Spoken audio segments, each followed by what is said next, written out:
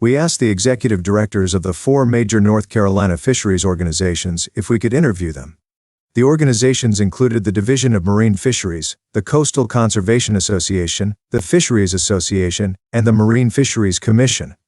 We asked each executive director what 3 to 4 topics they would like to discuss. We also asked our viewers to submit questions of their own. All organizations agreed to be interviewed with one exception. The Coastal Conservation Association declined the opportunity.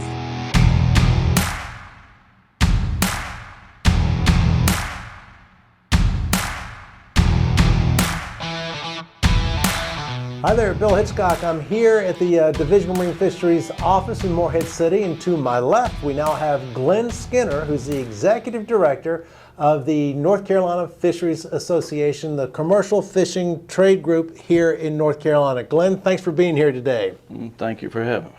We're going to cover a lot of things. Now, I asked all of the executive directors, I said, look, what are 3 or 4 topics that you would like to talk about? And you submitted a couple of topics, and we also had the folks, the viewing audience, submit some questions that they would like to ask. Interestingly enough, by the way, Glenn, of the questions that we solicited for folks to send in, usually it wasn't a question, it was a statement, so, which is fine. We more than understand that. But I wanted to jump into a lot of some of the things that you wanted to talk about, because I think they're important, and I don't want time to slip by us. The first topic that you sent to me was the uncertainty in stock assessments. Can you be a little bit more specific about what you're talking about there? Yeah, one of the things that's become really evident to us in recent years is how uncertain some of these stock assessments are, and in the results and the estimates that they produce. And speckled trout, for example, the very first stock assessment they did in 2009, they estimated there was like 800,000 pounds of spawning stock biomass, which is mature females, and that the stock was overfished for 18 years consecutively, and overfishing occurring. And then they do a follow-up stock assessment, use a different model, same data, different way they input, and the stock's not overfished. Not only is it not overfished now, it wasn't overfished for the 18 years when the one prior said that it was. And spawning stock biomass went from 800,000 pounds to over 3 million pounds. So then they do a follow-up stock assessment, the one we're dealing with now, and stock's not overfished. Overfishing is occurring in 1 year. Spawning stock biomass is really high. But if you go back and look at those 18 years, when the first stock assessment said it was overfished, second one says it wasn't. This one now says that for most of those years it was again. And the question is, was it? And what was spawning stock biomass? Because there's a big difference between 800,000 pounds of mature females and 4 million. And when you're trying to manage a stock, this is what management is based on, those estimates. And of course, the estimates of fishing mortality change dramatically too. And we all know it's not possible to have 3 different estimates for one single year. And the question is, you know, for the public, when do we have that certainty that we know that management is justified, or that the estimates are precise enough for us to have faith in them? And we're seeing this in all of our other stock assessments too. It's not just this one. Well, do you think that with the upcoming mandatory reporting with the 5 fish, which includes speckled trout, that that will make a difference? Because the commercial guys, if they're, well, with a trip ticket program, just to make sure everybody explain the trip ticket program real quick, just in case somebody's sitting in whatever state and not familiar with that here in North Carolina. Okay, the trip ticket program is essentially mandatory reporting for commercial fishermen. It requires us to report anything we sell. And unfortunately, there's been questions raised recently as to whether fish that we take home and eat are a significant enough source of removals to be having an impact on the stock. And of course, the same could be said for the recreational. And to your question, we're hoping that that may lead us down the road to better estimates of removals, but it won't in itself cure some of the issues with stock assessments, because a lot of this isn't based on what we catch. It's based on DMF sampling or federal sampling. The recreational data collection goes way beyond these 5 species. So we're hoping that it'll help, but I don't believe it's going to solve the issue in the future. And You notice each time they do a stock assessment, they use a different model. There's a reason for that. They're trying to find a model that fits best with the data we have. We're not trying to collect data at the same rate we're trying to adjust these models to fit data, because it's so expensive and hard to collect data. You would think that if you were going to require people to do stock assessments and come up with estimates like this, that you would require that the data be collected for each species to provide it, but the resources aren't always there to do that. So they keep trying to find that stock assessment that works best with the information we have. And Southern Flounder, Blue Crab, they just had 2 peer-reviewed stock assessments that when they updated them with extra years of data, they're no longer approved for use, which means the issues were there prior, and I don't know if the peer reviewers missed them prior or if they were just more evident when they updated it with data, but it's concerning. Have you seen improvement over the years in stock assessment? Do you see, has it stayed the same? Has it gotten worse? Because I'm still stuck on the mandatory reporting, that seems to be the solution. Again, trip ticket program, commercial fishermen report through that. But now with the advent of the mandatory reporting of starting off with fly fish, I just see that as the answer, because what are you assessing? Or am I wrong?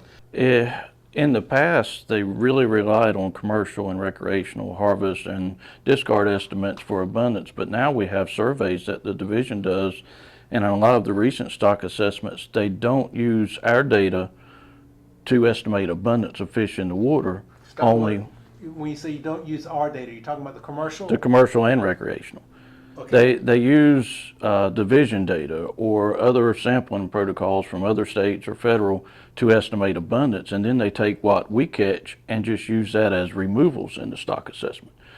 So collecting better commercial and recreational data will help estimate the removals, but it may not help get better estimates of the abundance of a certain species. Well, this kind of ties into the other thing you want to talk about, is the North Carolina overfishing statutes being the most restrictive in the country. Now, again, you're talking the commercial fishermen, and this seems contrary to a lot of things that we hear in the recreational community, where it's not restrictive. Commercial fishermen, some folks think you just go and do and have whatever you want, but you're saying that it's the most restrictive here in the country, North Carolina. Well, I wasn't necessarily referring to commercial or recreational regulation. I'm referring to our statutes that oversee how we regulate. How we regulate. So in North Carolina, 2010, the CCA, Coastal Conservation Association, North Carolina, got some laws passed that require us to adopt management measures that have a 50% probability of ending overfishing in 2 years and achieving sustainable harvest in 10 years. Those, paired with our other state regulations, are more restrictive than any state in the nation, even more restrictive than California. And I've actually got a list of all the state regulations we can have. Some don't even have regulations that require you to end overfishing, which obviously isn't appropriate. But when you're the most restrictive in the nation, people always question, why are our regulations so restrictive? That's why we have the most restrictive statutes. And those statutes, when a stock is overfished or overfishing is occurring, they apply this statute through these stock assessments with all this uncertainty, and they come up with an estimate of what harvest reduction it would take to end overfishing in 2 years or achieve sustainable harvest in 10 years. What's the answer? That's a tough one, because you take those two combined, I don't have certainty. I'm not going to say we, because some people probably do, with the stock assessments.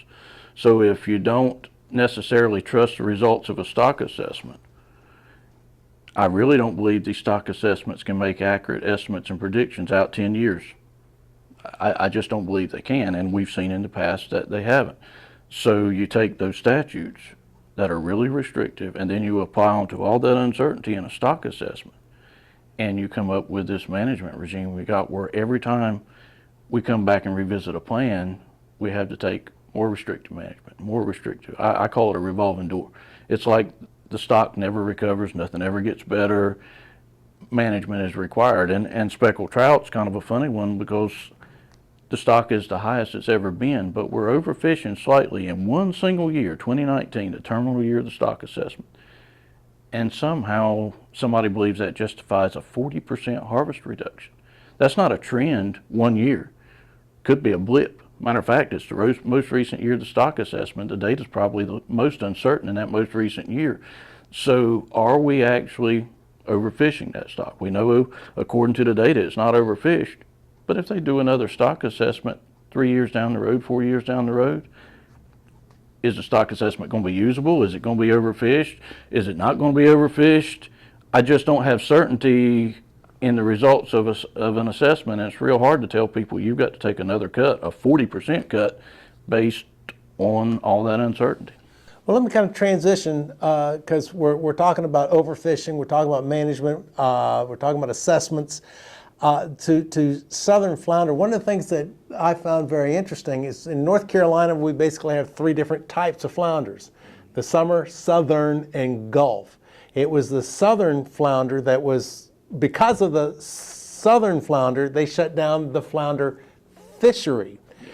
Number one, should that have been done? Should they have left open for like the recreational guys to go out and catch the Gulf if there's Gulf in, now I'm confusing myself, it's summer flounders, or should they just shut it all down?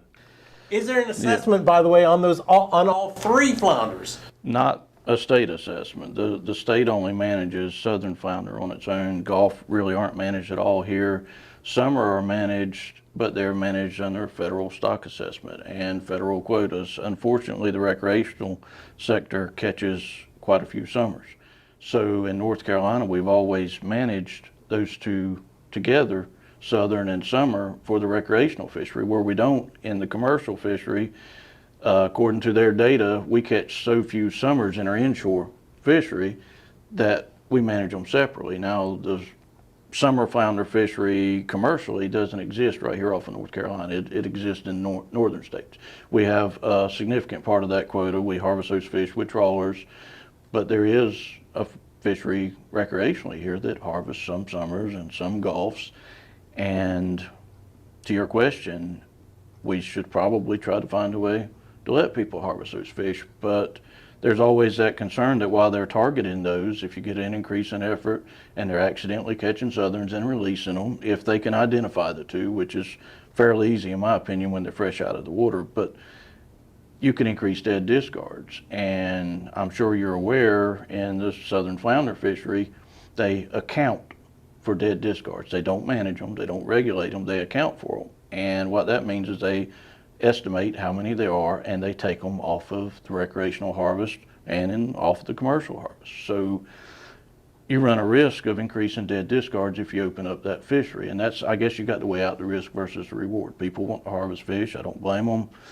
And I don't have an answer to that. Really, unless you open it up and see what happens, you don't know if it's going to significantly increase those discards or not. When you say open it up, what do you mean by open it up? Allow an oscillated season, which would allow somebody to harvest summer and Gulf flounder, and of course, outside of the season, they couldn't harvest southerns.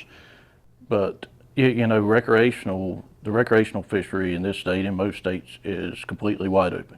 Anybody in the world can come and get a license and go fishing, and they can fish as many times as they want. So how many will fish for those? How many southerns will they release and accidentally kill, and will it prevent them from having a southern flounder season, which is what we saw this year?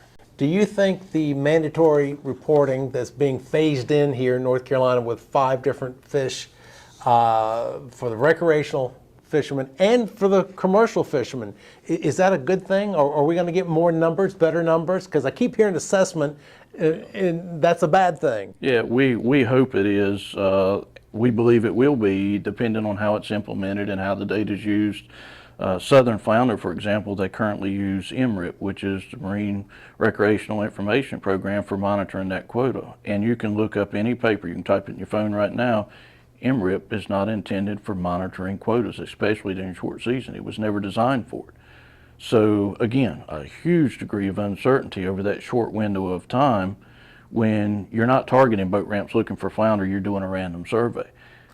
And when they close the recreational season, they're basing off those estimates. Are they high? Are they low? Are they accurate? We don't know. So having something to run beside that and compare it to might be useful and help us answer that question. And if they find out mandatory reporting gets a better data stream, they could use that to monitor the quota and potentially keep seasons open, because you could do it in real time like they do in the commercial sector. We report our fish daily when there's a quota in place. And other than weekends, every day you report. They can stop us with just the issue of a proclamation when they think we're close to our harvest. Now, sometimes we exceed that, especially if the harvest occurred on the weekend and division staff didn't see it till Monday, but we don't usually exceed it by a significant amount, and therefore we keep our season each year and have very few fish taken off of the following year's harvest. One of the things I'm going to switch gears on you, this bothers me a lot, is a perception or attitude, I don't know what you want to call it, is the conflict between commercial recreational fishermen. To me, it was very evident at the last Marine Fisheries Commission quarterly meeting in Raleigh. Several folks came up and they blamed commercial fishermen for the problem with stock status. Large mesh gillnet was, oh, I wish I could remember, but it was the most destructive, worst thing there is, and that's why we don't have a fishery. That type of thing was brought up. Is there a conflict from the commercial side with commercial recreational fishermen? If there is, and this is a broad question, and I know that it'd be a lot easier if I just picked on a fish, one particular fish. How do the two sides come together and play nice? First, there is a conflict. I do not believe it's between recreational and commercial. I believe it's between a few recreational groups and commercial. I know a lot of recreational fishermen, get along with them fine. Most of them are as upset about the management and the low bag limits and the increased size limits as commercial fishermen are. Then you have the few groups, CCA or the North Carolina Wildlife Federation, some of these other smaller groups who have agendas, want certain things done. They want gill nets out of the water, they want shrimp trawls out of the water. And yes, that's a conflict, because if you're a commercial fisherman, you rely on commercial gears to produce commercial quantities of fish. You can't just take a rod and reel out and catch commercial quantities of fish and make a living. If you did, the fish would have to be $20 a pound, and then the average citizen couldn't afford it. So yes, there is a conflict, but it's not as broad as people make it out to be. Most fishermen wave at me when I go by in my commercial vessel. Every now and then one waves at me with one finger. That's the ones who have the conflict. But most of them don't. Is it a conflict or a misunderstanding or a lack of education? My perspective, it is a conflict, and it's intentional. I believe these folks know right from wrong. They know a lot of times, if you've read our updates, a lot of times I point out where stuff they say isn't true. And they're in every meeting I'm in. They're everywhere I've ever been. They know what's true and what's not, but they choose to kind of live in that gray area. And that's where a lot of this uncertainty plays to their favor. Whenever they're not sure about a stock, err on the side of caution. Well, it's never on our side of caution. It's always for the stock. And I understand that to a certain degree, but at some point when what you're seeing in a stock assessment doesn't align with what you're seeing on the water, and people are frustrated. Anglers right now are keeping flounder outside of the harvest season just as hard as they can go and openly talk about it. They pushed management too far. And part of that was political pressure. Southern flounder is a perfect example. It should have never took a 72% reduction in that fishery. That's too harsh for any fishery. But it did, and people are not happy with it. And now that 72% was across the board, correct? It was across the board, supposedly, for both sectors. Now, they also approved management that will shift allocation to 50-50 2 years from now. And at that point, the commercial sector will take a far more significant reduction than the recreational sector. It will not be 72% for both sectors at that point. And division staff can give you those exact numbers. They put them out when this discussion occurred. Glenn, we're coming short on time. Is there something that you would really like to communicate, or a topic that you'd really like to bring up? I'd just like to really touch on southern flounder management and let folks know, you know, how this happened and why it happened. And a lot of it's just uncertainty. A lot of it's what we talked about with our really strict statutes. And then it's what you brought up, this conflict. The conflict controlled the process. You know, there was a bill introduced in the legislature in 2021 that almost mirrored what was adopted here. It was, matter of fact, it was more restrictive. It was introduced by the CCA. And if it had passed in 2028, if this stock hadn't recovered, you'd have had a full harvest moratorium for both sectors. And that puts pressure on the commission. Then you've got political pressure on the governor's office, which trickles down to the secretary of DEQ and to the director of DMF. And that is the reason we ended up with a 72% reduction, combined with these statutes, which only apply to North Carolina. And remember, this southern flounder stock is North Carolina, South Carolina, Georgia, and Florida. They don't have to abide by these statutes. So when a harvest reduction of 52% would have met statute, we exceeded that here because we did not know if the other states would do it. They don't have to. We do. So we went above and beyond what was needed in this state to do our part because we had no idea if the other states would. And our fishermen are paying the price and obviously unhappy about it. And I just want them to know that all this combined, there's not one thing. It's not a gill net. These other states don't have gill nets. Most of the fish harvested commercially, southern flounder, are harvested here in North Carolina. They don't have commercial fishery.